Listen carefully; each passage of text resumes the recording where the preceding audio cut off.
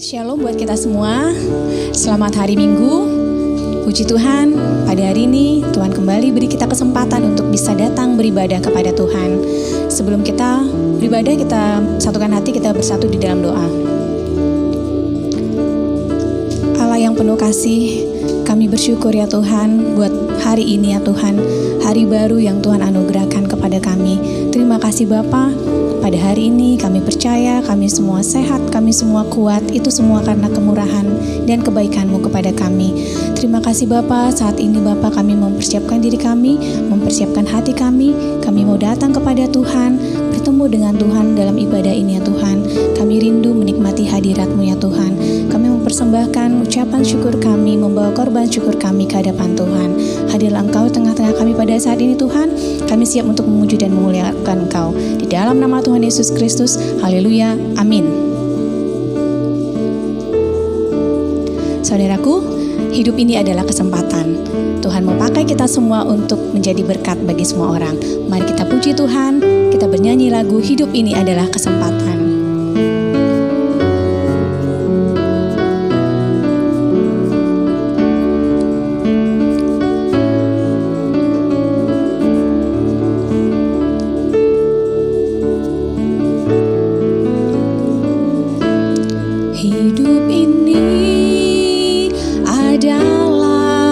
Kesempatan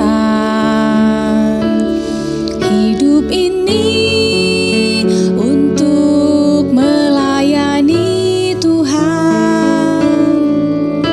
Jangan sia-siakan apa yang Tuhan beri. Hidup ini harus jadi berkat.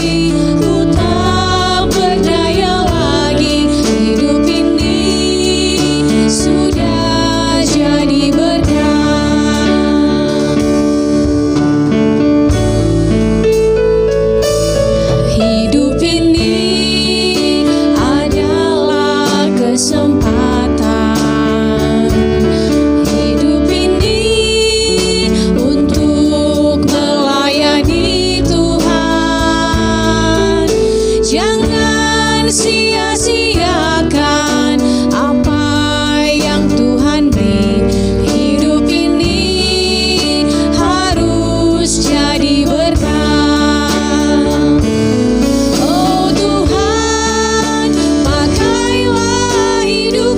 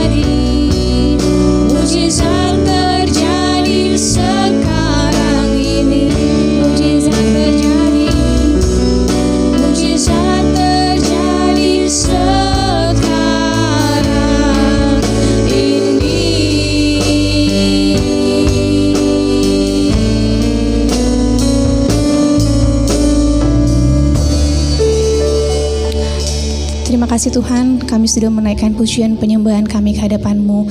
Pakai kami Tuhan anak-anak-Mu, supaya hidup ini adalah kesempatan dan kami boleh menjadi berkat bagi semua orang ya Bapa.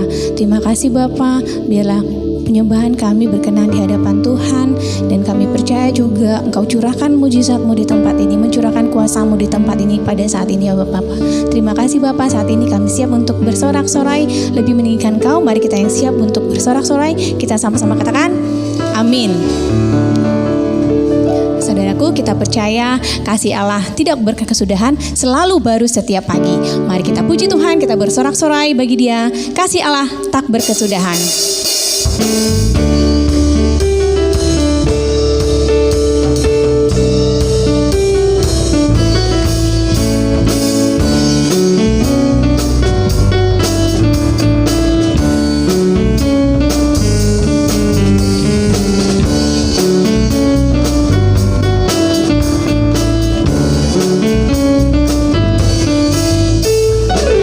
Kasih Allah tak berkesudahan, selalu baru setiap pagi.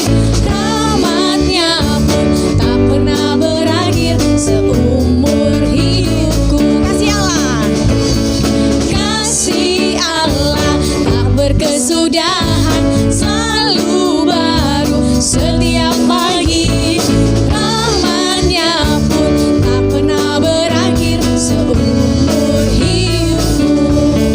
Dengan sukacita ku kan menari, dengan sorak-sorai memuji. Ku naikkan pujian, haleluya, nyanyi bagi Dia Sang Raja, nyanyi bagi Dia Sang Raja.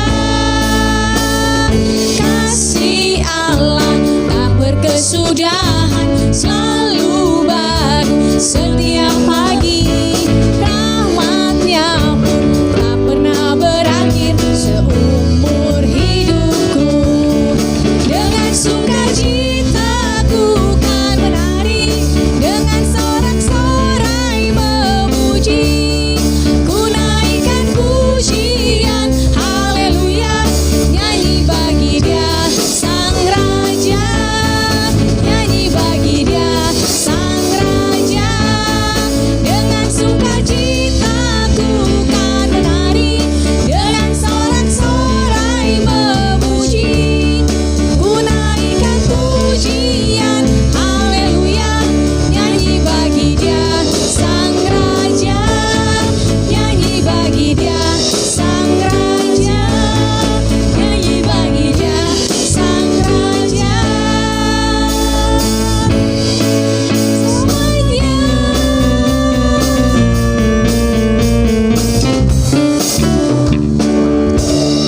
Puji Tuhan. Sebelum kita mendengarkan kebenaran firman Tuhan, mari sama-sama kita bernyanyi, Engkaulah Tuhan. Ku rindu setiap waktu ya Tuhan, untuk bisa menghidupi kebenaran-Mu. Kami mau pegang tangan-Mu Tuhan, pegang teguh dalam hidup kami. Mampukan kami Tuhan, menjadi pelaku firman-Mu dalam hidup kami. Haleluya.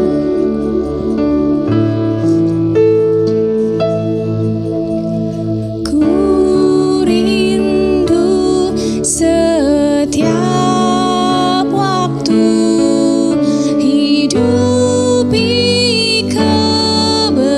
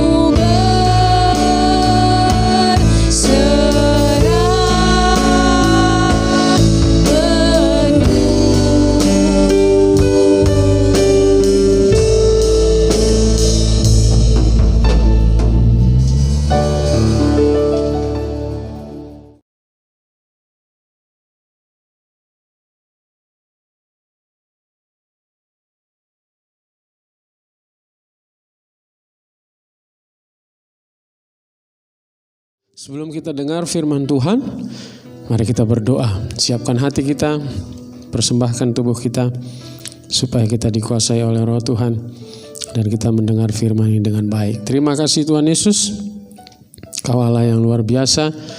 Kalau sampai hari ini kami masih bisa mendengar firman, itu semua karena Kau setia, memberikan kami kekuatan, dan Kau mau berbicara, menyampaikan apa yang harus kami kerjakan lewat firman-Mu, perintah-perintah-Mu. Kami percaya hari ini perintah-Mu akan mengubah cara berpikir kami dan mengubah semua keputusan-keputusan kami yang tidak sesuai dengan Kau, supaya hidup kami berubah. Terpuji nama-Mu, kami serahkan seluruh hidup kami, tubuh, jiwa, dan roh kami dalam pimpinan Tuhan, sehingga firman ini benar-benar tertanam dalam diri kami dan berbuah ketika kami kerjakan di dalam hidup kami. Dalam nama Yesus Kristus kami berdoa. Haleluya. Amin. Saudaraku, kita sudah dengar perintah Tuhan bahwa tubuh kita itu harus kita persembahkan supaya benar-benar kita menjadi pengikut Tuhan, melakukan firman Tuhan, dan kita tidak dikuasai oleh kedagingan kita. Nah, kalau minggu lalu kita belajar tentang tubuh kita, apa yang harus kita kerjakan, hari ini kita belajar tentang roh kita, roh manusia. Kita buka Zakaria 12 ayat 1. Saya akan bacakan. Demikian firman Tuhan, Zakaria 12 ayat 1. Ucapan ilahi, firman Tuhan tentang Israel. Demikianlah firman Tuhan yang membentangkan langit dan yang meletakkan dasar bumi dan yang menciptakan roh dalam diri manusia. Jadi, roh kita ini diciptakan Tuhan. Roh kita ini berasal dari Tuhan. Dan roh kita, saya ulangi lagi bahwa manusia ini terdiri dari tubuh, jiwa, dan roh. Dan roh kita adalah elemen kita yang sadar akan keberadaan Tuhan. Roh kita ini, di dalam roh kita ini ada berisi intuisi, yaitu pemahaman ilahi. Dalam roh kita ini juga ada nasihat, ada bimbingan, dan memberi pengertian tentang Allah itu ada dalam roh kita.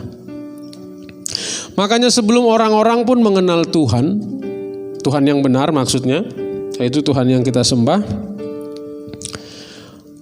orang-orang mencari Tuhan. Orang-orang rindu berhubungan dengan Tuhan. Orang-orang rindu merasakan hadirat Tuhan. Sehingga dari dulu orang sadar bahwa ada kuasa di luar dirinya yang jauh lebih besar, yang jauh lebih berkuasa, sehingga mereka mencari. Akhirnya mereka bertemu dengan dewa-dewa, sesembahan-sesembahan yang lain, sebelum orang-orang bisa mengenal Tuhan yang benar. Kenapa? Karena roh kita, roh manusia itu rindu berhubungan dengan penciptanya. Nah, ketika kita lahir baru, maka roh kita ini terjalin kembali hubungannya dengan Tuhan, diperbaharui kembali. Karena sebelumnya kita dikuasai oleh dosa, sehingga kita melakukan hal-hal yang jahat. Tubuh kita, pikiran kita, jiwa kita dikuasai oleh hal-hal yang jahat. Tetapi setelah kelahiran baru kita, hubungan kita dengan Tuhan lewat roh kita itu diperbaharui. Nah, mari kita buka 2 Timotius 1 ayat 7. Saya akan bacakan. Demikian firman Tuhan dalam 2 Timotius 1 ayat 7. Sebab Allah memberikan kepada kita bukan roh ketakutan, melainkan roh yang membangkitkan kasih, membangkitkan kekuatan, kasih, dan ketertiban. lewat firman ini kita tahu bahwa dalam roh kita ini ada kasih. Jadi di mana kasih? Di dalam roh kita. Kasih tidak ada dalam daging kita. Kasih itu ada dalam roh kita. Itu makanya orang tanpa mengenal Tuhan yang benar pun, Tuhan Yesus, Tuhan Allah yang kita sembah ini, mereka mampu melakukan kasih. Mereka mampu berbuat baik. Mereka mampu menjalin persahabatan. Mereka mampu memelihara anak mereka dengan baik, itu kasih.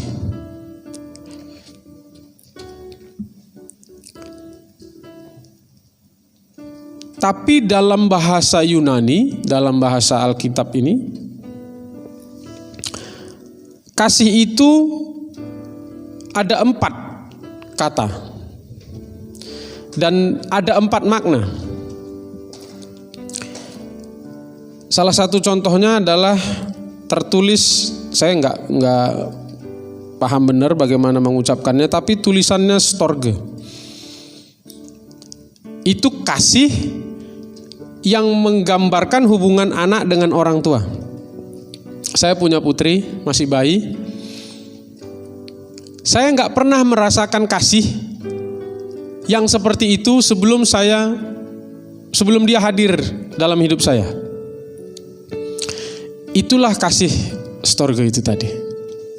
Kasih orang tua kepada anak dan anak kepada orang tua. Ya. Kemudian kasih dalam bahasa Yunani juga ditulis eros. Kasih ini maknanya antara pria dan wanita yang akhirnya saling mencintai. Ya, itu kasih. Saya mengasihimu. Kita ucapkan kepada pasangan kita misalnya. Nah, kasih model itu eros. Oke. Kasih berikutnya namanya filia. Kasih ini adalah kasih antar sesama, persahabatan yang kuat. Yang bukan ada hubungan darah misalnya, tapi bisa bersahabat. Itu juga bisa hubungan antara gembala dan jemaat, atau gembala dengan pengerja, atau pengerja dengan jemaat yang tidak ada hubungan darahnya. Itu namanya kasih filio, kasih sesama. Itu bisa ada di kita. Bisa ada di orang-orang yang gak mengenal Tuhan, yang gak percaya sama Yesus juga bisa. Nah, ada satu kasih lagi di Alkitab, dan itu yang paling banyak, agape. Nah, agape ini adalah jenis kasih tanpa syarat, unconditional love. Nah, kasih inilah yang banyak tertulis di Alkitab. Kasih inilah yang ditunjukkan Yesus. Agape inilah yang tertulis dalam Yohanes 3 ayat 16. Karena begitu besar kasih Allah itu, kasih itu tulisannya agape. Hukum yang terutama, kasihilah Tuhan Allahmu dengan segenap hatimu dan kasihilah sesamamu manusia, itu tulisannya agape. Dan itu yang diajarkan Tuhan kepada kita. Ini yang tidak bisa kita temukan atau kita munculkan atau kita miliki ketika kita tidak mengenal atau tidak berhubungan dengan Tuhan yang benar. Semua ajaran, semua aliran-aliran kepercayaan itu mengajarkan tentang kebaikan, mengajarkan bagaimana hubungan orang tua dengan anak, bagaimana hubungan pria dan wanita, suami dan istri, pasangan, bagaimana hubungan dengan persahabatan dengan sesama. Semua mengajarkan itu. Tapi Yesus mengajarkan kasih, jenis kasih yang luar biasa yang harus kita kerjakan, itulah yang disebut agape. Maka ketika kita tidak mengenal Tuhan, tidak berhubungan dengan Tuhan, ketika roh kita tidak berhubungan dengan roh Tuhan, tidak bersatu dengan roh Tuhan, maka kita tidak mampu memiliki atau tidak bisa memiliki atau kurang memiliki kasih agape ini, kasih yang tanpa syarat ini. Alkitab menuliskan, kasihilah musuhmu. Tanpa kasih agape kita nggak mampu melakukan itu. Dalam kehidupan kita, manusia karena masih ada tubuhnya, masih aktif dagingnya, maka pasti buat salah. Menyakiti satu dengan yang lain. Mungkin lewat perbuatannya, lewat tindakannya, atau lewat ucapannya. Anak bisa melawan orang tua. Betul? Orang tua bisa menyakiti anaknya. Hubungan kasih yang saya sebut tadi, storge itu tidak mampu untuk mempertahankan hubungan itu. Sehingga kita tahu banyak terjadi orang tua dan anak akhirnya hubungannya terputus. Anak membenci orang tua tidak peduli kepada anak lagi. Padahal sebelumnya kasih itu kuat. Suami menyakiti istri, istri menyakiti suami. Awal-awalnya kasih yang disebut eros itu kuat bagi mereka. Tapi kemudian seiring berjalannya waktu, mereka saling menyakiti satu dengan yang lain, maka kasih yang disebut eros itu tadi, yang didasari oleh rasa cinta, rasa sayang, maka itu bisa putus. Maka terjadi perceraian, maka terjadi perpisahan. Karena eros itu tidak cukup kuat untuk membuat ikatan kasih itu terus ada. Kemudian sahabat bisa juga berpisah. Sahabat bisa menyakiti satu dengan yang lain.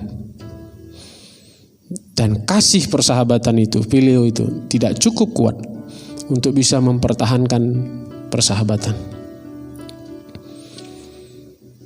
Teman bisa menyakiti di kantor, hubungan pertemanan di kantor, persahabatan di kantor, persahabatan di kampus, di sekolah. Di sekolah sekarang ini lagi umum kalau dibicarakan itu bully, ya. Ketika orang menyakiti orang lain, maka persahabatan itu bisa putus. Di dalam pelayanan, gembala bisa menyakiti jemaatnya atau pengerjanya atau jemaatnya bisa melawan gembalanya. Nah, dengan kasih, kalau didasari dengan makna filio tadi, maka tidak akan kuat. Hingga ada jemaat yang kecewa pergi ke sana, kemudian di gereja yang lain dia juga, karena dasar kasihnya adalah filio.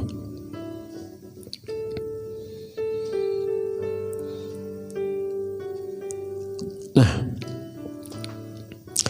kita harus punya stok kasih agape yang cukup agar kita bisa tetap berhubungan. Kita tetap bersahabat, kita tetap jadi suami istri, kita tetap menjadi anak dan orang tua. Hubungan itu akan tetap ada ketika kita memiliki stok kasih agape di dalam diri kita. Semakin dalam hubungan kita, maka kecenderungan kita untuk melukai juga semakin besar. Kalau cuma berteman biasa, punya kesenangan yang sama, maka gampang. Maka waktu itu adalah erat, hubungan kita erat. Wah, kita suka nonton sana, nonton sini. Wah, ketawa-ketawa, itu erat sekali hubungannya. tapi itu masih dangkal. Ketika dalam hubungannya, maka kecenderungan untuk melukai itu semakin besar. Kenapa? Sederhana, karena manusia ini masih ada daging di dalamnya, sehingga cenderung untuk bisa melukai. Nah, waktu masih pacaran awal-awal, wah, kita bisa melakukan hal-hal yang luar biasa bagi pasangan kita, ya kan? Istilah dunia ini, gunung kan kudaki, lautan ku seberangi, hanya untuk supaya bisa. Tapi begitu hubungan itu dekat dan menjadi suami istri, wow, belum tentu suami atau istri mau mendaki gunung lagi, menyeberangi lautan lagi. Dan akhirnya kasih yang didasari dengan makna eros tadi, asmara, itu akan memutuskan hubungan itu. Nah, sekali lagi, kita nggak bisa dapatkan stok kasih dari dunia ini. Tidak ada stok kasih agape dari benda-benda, nggak ada. Tidak ada stok kasih agape yang bisa kita peroleh ketika menjalankan hobi. Ketika ada pertengkaran suami istri, maka suaminya udahlah, dia pergi mancing misalnya. Tidak ada dalam proses mancing itu kasih agape yang bertambah dalam diri kita, nggak ada. Kalau istri misalnya udah pusing, udah ke mall, di sana nanti ketemu kawan-kawan, di sana bisa ketawa ketiwi, hilanglah. Tapi sampai rumah persoalan tetap ada dan orangnya sama, berubah orangnya tidak. Maka kita akan tetap kering dan pertengkaran akan terus terjadi. Hubungan kita tidak semakin baik. Kenapa? Karena kita salah. Kita tidak datang kepada sumber kasih agape itu. Karena kasih itu adanya di roh kita, maka hanya kita dapatkan lewat hubungan kita dengan roh Tuhan. Jadi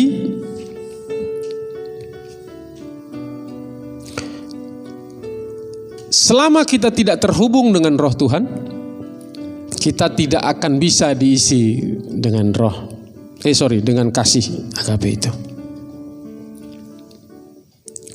Kita gak bisa memberi apa yang kita gak punya. Kita gak bisa memberi kasih itu kepada pasangan kita, kita gak bisa memberikan kasih itu kepada anak kita, orang tua kita, kepada sesama kita. Karena sumber kasih itu adalah Tuhan. Karena Allah adalah kasih. Jadi kesimpulannya yang pertama, lewat hubungan roh kita dengan Roh Kudus lah, lewat perenungan kita dengan firman lah, lewat saat teduh dan doa-doa kita lah, dan terutama keputusan kita untuk taat kepada Tuhan lah sebagai hamba Tuhan, sebagai anak-anak Tuhan, kita bisa memperoleh kasih dengan makna agape itu.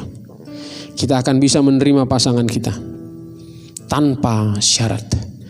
Kita akan bisa menerima anak kita tanpa syarat. Kita bisa menerima orang tua kita tanpa syarat, walaupun semuanya tidak sesuai dengan keinginan kita. Yang kedua, kalaupun kita punya kasih agape itu dalam roh kita, kita butuh yang namanya keputusan. Keputusan kita untuk mengasihi itu membuat dari roh kita mengalir kasih agape itu.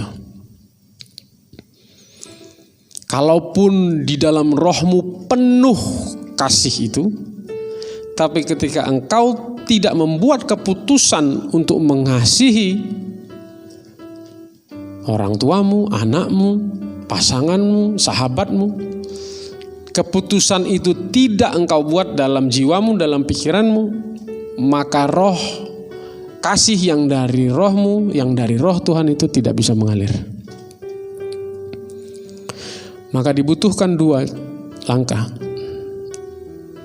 Rohmu harus berhubungan dengan roh Tuhan. Dengan itu dia bisa mengalirkan kasih agape itu ke dalam rohmu. Dan ketika engkau menghadapi orang-orang di sekitarmu, buatlah keputusan untuk mengasihi dia. Karena kasih itu harus menjadi sebuah keputusan. Jangan letakkan kasih itu dalam perasaanmu. Karena ketika engkau melakukan kasih dengan perasaanmu, ketika engkau disakiti, perasaanmu itu sakit, maka kau tidak akan mampu mengasihi. Tapi buatlah menjadi sebuah keputusan kapanpun menghadapi orang manapun, siapapun dia. Buatlah keputusan untuk tetap mengasihi, maka kasih yang dari rohmu akan mengalir dan kau akan mampu mengasihinya. Di Alkitab ditulis, kasih itu apa? Yang pertama sabar, ya kan? Kasih itu sabar. Kita tidak mampu sabar tanpa kasih agape. Tapi dengan kasih agape, kapanpun kita bisa sabar. Dan kesabaran itu hanya muncul karena kekuatan dari roh kita, dari Roh Kudus. Tanpa itu kita tidak akan bisa sabar. Ada waktunya, sama seperti dunia bilang, aku sudah habis kesabaranku. Ya, karena di rohnya sudah tidak ada stok kasih agape lagi. Dia bilang sama orang, hei, kesabaranku terbatas. Kenapa? Karena kasih agape itu tidak dia miliki dan tidak cukup untuk diberikan kepada orang lain.